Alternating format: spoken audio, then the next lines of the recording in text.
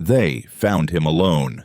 Slumped quietly in his favorite recliner, his robe still open, the television still glowing with last night's game show. No sign of struggle, no cries for help, just silence. The kind of silence that doesn't ask for attention, it demands it. His son told me later he was doing okay, still walked every morning, still made his oatmeal the same way. But I knew better. He'd come to see me 6 months before, his voice soft, eyes avoiding mine. "Doc," he said, "I think something's turning off inside. I don't know how to explain it." We ran the tests. Nothing urgent.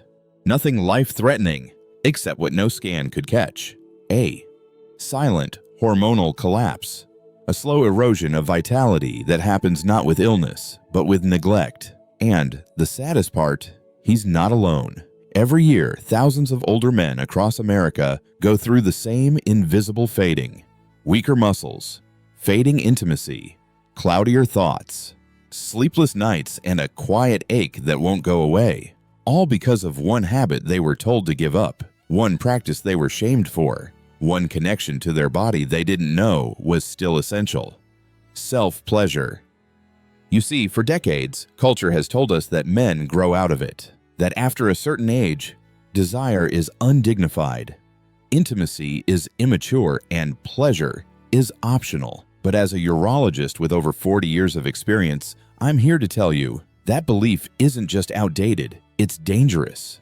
Because when a man stops engaging with this part of himself after 60, his body doesn't just pause, it starts breaking down. The prostate begins to congest, testosterone levels plummet, erectile function quietly erodes, emotional strength starts to slip away, and worst of all, most men don't notice until it's already too late. But here's the good news. In this video, I'm going to walk you through the 8 hidden consequences of giving up masturbation in later life. And more importantly, what you can do today to prevent them and reclaim your vitality, confidence, and peace of mind. These are simple, science-backed solutions that thousands of men across the country have used to feel like themselves again, stronger, calmer, and more alive. So let me ask you something. What state are you watching this from right now? Are you in Florida, where so many of my patients retire? Maybe Texas, California, the Carolinas? Drop your state in the comments. Just your state. So I know where my brothers are watching from, because this message is for you. No matter your zip code, no matter your past, and no matter how long it's been, you're not done yet. You're not broken. And you are not alone. Let's begin. Part 1. The silent decline, why the aging man doesn't notice. It doesn't happen overnight. It's not like a sudden fall or a cold diagnosis. It comes slowly, very slowly. At first, it's waking up one morning without the usual morning erection. You think, probably just a rough night's sleep.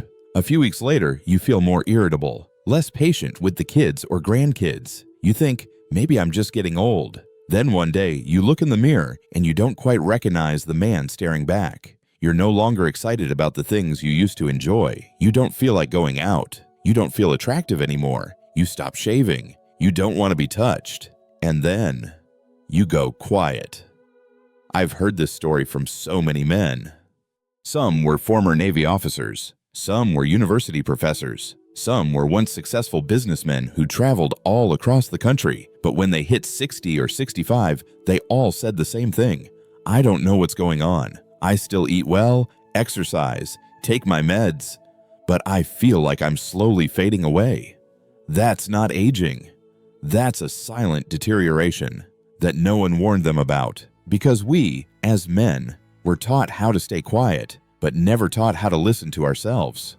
Let me paint this picture for you. If someone is bedridden for 6 months, unable to move, what happens to their legs?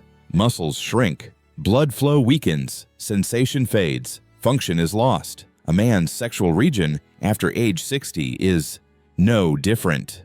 If you completely stop all stimulation, all connection, all attention, your body gets the message. This function is no longer needed.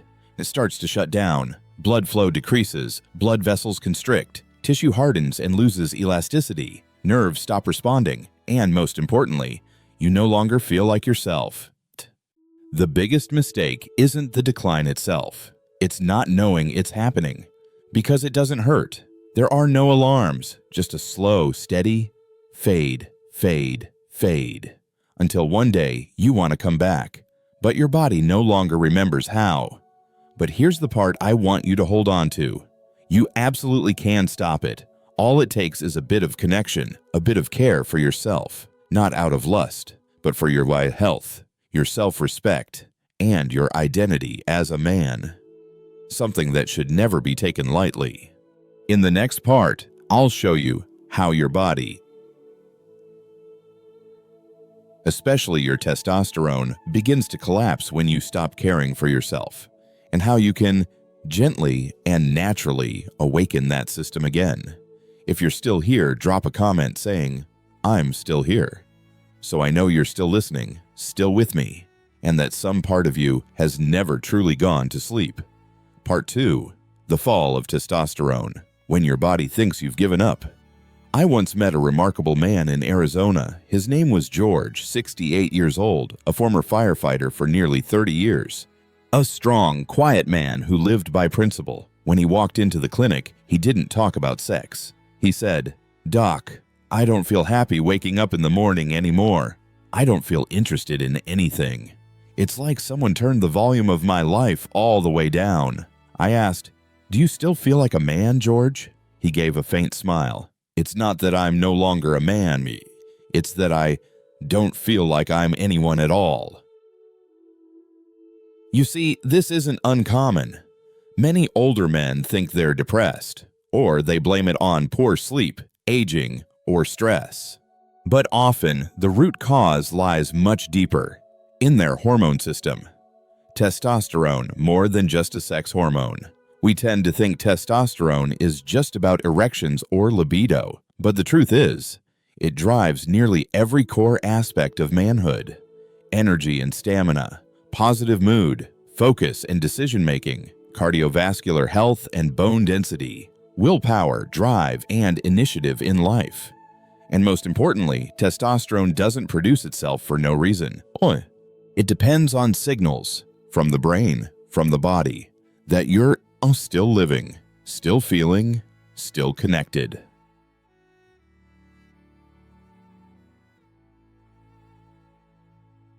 When you stop all sexual stimulation, your body misreads the signal. When you cut off all forms of sexual touch, even just gentle contact, a moment of closeness with yourself, your brain sends a message to your hormone system that says, this function is no longer needed.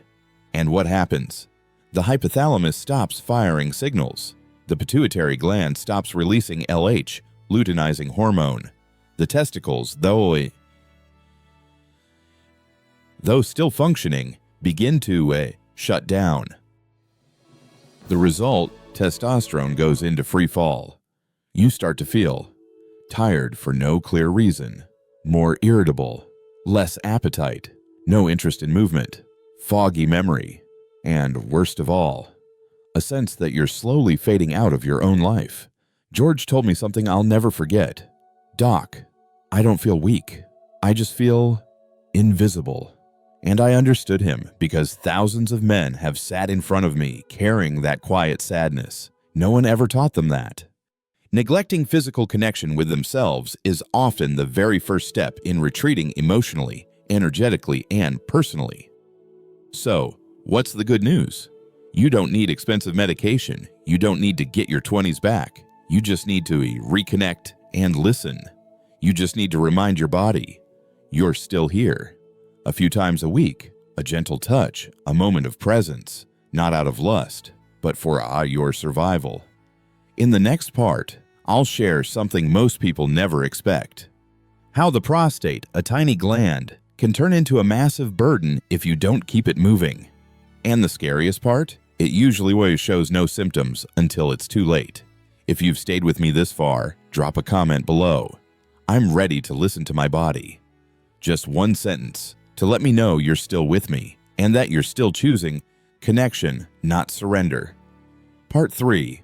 The prostate blockage, a burden no one talks about. I met Donald at a clinic in North Carolina. A simple man, 82 years old, living on a farm, keeping bees, sipping hot tea every morning, and never once hospitalized. He came in with a complaint I've heard hundreds of times. "Doc, lately I've been waking up 3 to 4 times a night to pee, and each time it's barely a trickle. My lower back has this dull ache. Sitting too long gets uncomfortable down there." I figured it was probably a bladder issue. I smiled, nodded, and gently said, "Maybe, but I'd like to check your prostate first." A few days later, the results came back. It wasn't the bladder, it was the prostate. Backed up, enlarged, and mildly inflamed. The prostate, small gland, big consequences. The prostate is a small gland located between the bladder and the penis. It has a specific role: to produce and store semen.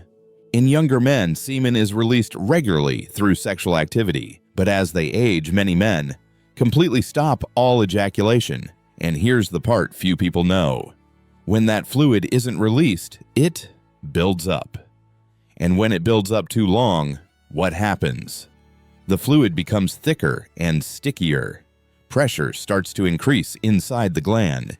It leads to mild, then chronic inflammation, causing pelvic pain, nighttime urination, and a weak stream. And worse, it raises the risk of abnormal cellular changes. Some studies, including a well-known publication from Harvard Medical School, reveal men who ejaculate regularly, around 21 times a month or more, have a significantly lower risk of prostate cancer. I'm not saying you have to hit that number, I just want you to understand. The prostate is not something to neglect. It needs release. It needs flow, like any pipe system that needs a periodic flush. So what did Donald do? I guided him to adjust his lifestyle without medication, at least for now. Drink enough water, but limit fluids after 7 p.m. Increase movement and circulation in the pelvic area. And most importantly, gently resume regular ejaculation as a way of caring for the prostate. 2 months later, he returned. He smiled, shook my hand firmly, and said, "Last night I slept 6 straight hours. Haven't done that in ages." The takeaway: and the prostate isn't a burden unless you abandon it. As long as you understand it, care for it the right way, and aren't afraid to reconnect with your own body, you can avoid the dull pain, sleepless nights, and stressful biopsy tests down the road. In the next part, I'll share with you the silent impact of being emotionally and physically disconnected, a condition that makes many men grow lonely, quiet, and withdrawn, even while surrounded by family, children, and friends. If you've ever felt like you're slowly losing touch with yourself, stay with me, because the next section will touch on something no medical test can measure, but your heart will surely recognize. And if you're still listening, drop a comment. I'm ready to care for my prostate. It's not something to be ashamed of. It's a brave step forward. Part 4. When emotion fades, a man becomes invisible in his own life. I once asked a 75-year-old man in Ohio, "When was the last time you truly felt happy?" He sat quietly for a long while. Then he said slowly, "Maybe the last time I still knew who I was." I stayed silent because I understood. There's a very real, very deep kind of loss, but it's invisible. No blood, no cries, just a gentle withdrawal of something deeply precious inside, living emotion. It begins the moment you stop touching yourself, stop caring about yourself, stop feeling attractive, alive, worthy of closeness, even with yourself. And so, you start drifting away from who you are. Your body doesn't just need food, it needs to be felt. Did you know that every time you experience physical connection, even something gentle, your body releases dopamine, bringing motivation and excitement, oxytocin, creating a sense of bonding and safety, endorphins, relieving stress and natural pain. These chemicals aren't just about sex. They are the hormones of emotion, meaning, and presence. When you cut off all physical connection, those chemicals slowly decline, and you begin to feel no motivation to do chores, no desire to meet friends, avoiding mirrors, a sense of emptiness without knowing why. You're not weak. You're just disconnected. I once asked a man during a group therapy session, "What makes you feel the loneliest?" He looked down at his hands and said, "It's not that no one is around me. It's that there's no one left inside for me to come home to." That line silenced the whole room. You see, when we're young, emotions lead to action. We laugh when we're happy. We cry when we're hurt. We hug when we love. But as we grow older and slowly stop doing those things, both the body and the heart begin to shut down with us. But the fire inside you is still there. I believe this after decades of working with older men. No man ever truly loses emotion. He's just let it sleep for too long, and with just a spark, the right kind of connection, that fire can come back, quietly, gently, but warm all the way through. How do you begin? You don't have to love yourself the way books say. Just touch yourself like an old friend. Sit quietly for 5 minutes each morning and ask, "How do I feel today?" Allow yourself to feel again. Without shame, without judgment. You are not a shell. You are a man, still feeling, still warm.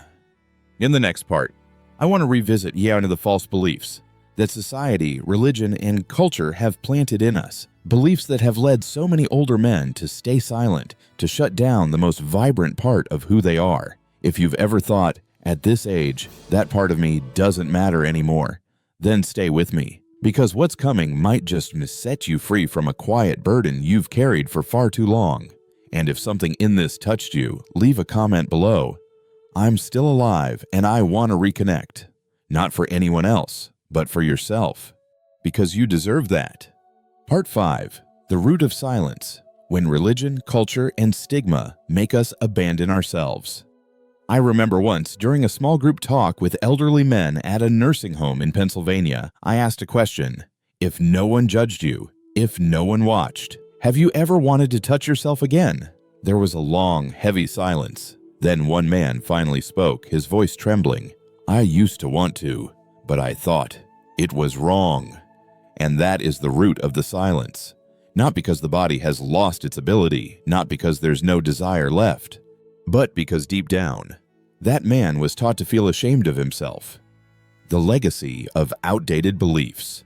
In many cultures, especially in the US, touching oneself was long associated with sin in religion, immorality in education, lack of dignity in what it means to be a man. An entire generation grew up hearing, "That is dirty. Only the weak need that." A good boy is a boy who has self-control. So even when the body craved connection, craved life, the mind learned to silence it. We were taught to be strong, but not how to be gentle with ourselves. You know, I've sat with retired soldiers, former CEOs, men who once led entire factories, entire families, and when the topic of masturbation came up, they shrank back like boys who had done something wrong because of shame, guilt, outdated beliefs that were never updated. So what is the truth? The truth is a man's body is designed to function for life. Sexuality is not just instinct, it's part of health. Masturbation, when practiced mindfully, is a form of self-care. This is not low, not dirty, not wrong. It's a simple act that tells yourself, I am still alive, I am still connected, I still matter. Freeing yourself isn't rebellion, it's resurrection. You don't have to abandon your beliefs. You don't have to fight your religion or your family values. You just need to allow yourself to feel again, gently, consciously, lovingly. You can be kind, moral, respectful, and still touch yourself as a way to heal, sustain, and thank this body. In the next part, I'll share practical, gentle, age-appropriate steps to help you reconnect with your body without guilt or shame. If you've ever held yourself back out of fear or fear of being judged, leave a short comment below. I'm learning to forgive myself. because this journey isn't about going back to youth. It's about living more fully from within. Part 6. A gentle guide to reconnecting with your body. No pressure, no shame. After years of listening to men share their silent grief, I realized something. Most didn't stop because they didn't want to. They stopped because they didn't know how to start again. They didn't know where to begin at age 68 or 70 or 75. They didn't know how to touch themselves without feeling strange, wrong, or clumsy. And here's the first thing I want you to know. Your body doesn't need perfection. It just needs your presence. You don't need a schedule or a goal. You just need to start with respect. Step 1. Reintroduce yourself to yourself. Pick a quiet moment. No rush, no interruptions. Turn off your phone. Close your eyes. Place your hand on your chest and take a deep breath. You don't have to do anything. Just listen to that heartbeat. As if you're meeting an old friend again. This isn't meditation. It's not spiritual. It's simply recognizing who you are beneath the layers of age, responsibility, and forgetting. Step 2. Touch yourself like a friend. When you feel calm and safe, gently place your hands on your lower belly, hips, thighs. No rush, no goal. Just feel, as if telling your body, I'm sorry for neglecting you for so long. If tears come, let them. If you feel empty, that's okay too. There's no right or wrong way here. Just one rule. Be honest and gentle with yourself. Step 3. No need to chase climax. This is not about performance or peak. You don't need to ejaculate. You don't need to feel desire. You don't have to force anything. Just feel the blood flowing beneath your skin. Notice which parts of your body are still alive, still responsive. Breathe deeply. And if gentle arousal comes, let it be like a guest. No invitation needed, no need to send it away. Step 4. Repeat regularly as a form of healthcare. Just like exercise, vitamins, or meditation, bodily connection is a practice worth keeping. You don't have to do it daily, maybe once or twice a week, or simply whenever you feel the need to reconnect, as long as you don't forget this body still needs you. And if you feel awkward, remember this. Sexuality isn't something you outgrow with age. It's one of the deepest parts of being human, at any age. In the next part, I'll share an inspiring story about a 74-year-old man who thought he was past his time, but through gentleness with himself, he rediscovered trust, emotion, and vitality in his own body. If you're ready, leave a comment. I'll start slowly. No shame, no pressure. That's it. Just one small step, but a step back toward yourself. Part 7. The 74-year-old man and his journey back to aliveness. I met Frank for the first time on a spring morning in Colorado. He walked into the clinic wearing a neatly buttoned shirt, polished shoes, and eyes that looked like they had just said goodbye to something he hadn't yet found the words to name. He was 74, a retired history teacher, living alone since his wife passed away 6 years ago, 2 grown children living far away. His life, as he described it, was fine but empty. I asked, "What brought you here today?" He paused, then said, "Doctor, I don't feel like a man anymore. I don't feel present in my own body. It's like I'm walking through each day, but I've been switched off for a long time." Frank wasn't sick. He was just left behind. No one told him that prolonged disconnection not only slows down the body, but also dims the spirit. He no longer found joy in books. He couldn't remember the last time he truly laughed, and he no longer believed that his body was still worthy of love, even from himself. I didn't give him medicine. I gave him a piece of paper. On it, I had written, "Each morning, sit quietly for 5 minutes with your hand over your chest. Once a week, touch yourself as an act of kindness. No rush, no agenda. Write one single sentence each night. What did I feel in myself today?" He chuckled. "This is the strangest prescription I've ever received." 3 months later, Frank returned. He walked a bit slower, but his smile was brighter. His eyes were clearer. His voice had rhythm. And he said something that caught in my throat. I no longer feel like I'm slowly dying, doctor. I'm coming back to myself. Frank started changing the little things. He began taking care of his silver hair again. Reread the books he once loved in his youth. And every Thursday morning, he'd sit by the window, place his hand on his thigh, and say to his body, "Thank you, I'm still here." Frank's story isn't the exception. It's the possibility waiting for you. Frank didn't get younger. He didn't reclaim his 20s, but he reclaimed a sense of aliveness he thought was gone forever. And if he could do it, so can you. You don't have to wait until you feel fully ready. You just have to begin, even with a single deep breath and one meaningful touch. In the final part, I'll recap everything you've heard today and leave you with one sincere message. Aging is not the end. It's the invitation to return to yourself, deeper and more true than ever before. If Frank's story touched something in you, leave a comment. I'm coming back to myself too. Just one sentence, but it might be the start of a new chapter. Part 8, final message for the man who's still here. If you're still here sitting, whether in a quiet room, in a parked car, or by a sunlit window, I want you to hear something deeply important. You are not expired. You are not invisible. You have never stopped deserving emotion, connection, and yourself. I know. You've been told many things over the course of your life. That men are supposed to be tough. That after 60 or 70 you should just accept the body slowing down. That speaking about sexuality, emotions, or loneliness is weakness. But today you sat down and listened to a topic society rarely dares to touch. And that's not nothing. That is real strength. What have you learned from this journey? That completely stopping masturbation doesn't make you stronger. It may quietly cause your body to shut down. Hormones, sexual function, the prostate, and emotions all need your care through a connection, not shame.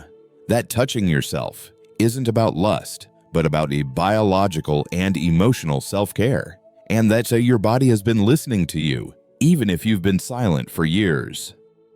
The final message I want to leave you with is this. You don't need to go back to being 30. You don't need to perform every day.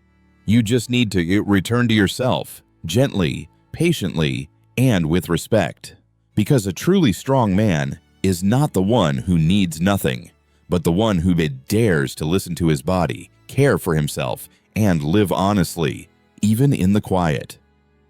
If this video touched something in you, please leave a simple message below. I'm still here. Just 3 words, but they are the most powerful affirmation of your journey back to yourself. And if you think this might help a friend, a father, an uncle, don't hesitate to share it. You never know. One small act from you today could save the fading light inside another man's heart.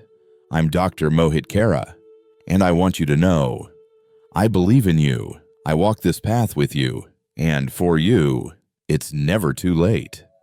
If you want more honest conversations like this, made especially for men over 60, don't forget to subscribe to the channel.